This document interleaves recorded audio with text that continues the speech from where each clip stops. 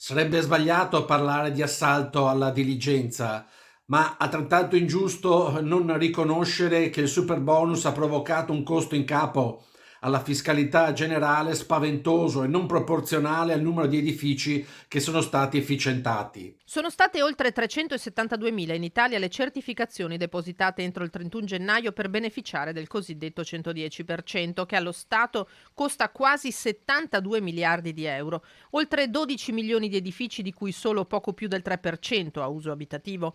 A fornire questi numeri è l'ufficio studi della CGA di Mestre a fronte del decreto del governo che impone lo stop alla cessione dei crediti. È il Veneto la regione che è ricorsa maggiormente al superbonus in Italia. Oltre 46.000 asseverazioni, il 4,4% del totale nazionale, importo medio delle detrazioni a fine lavori in Veneto 151.000 euro contro una media italiana di quasi 193.000.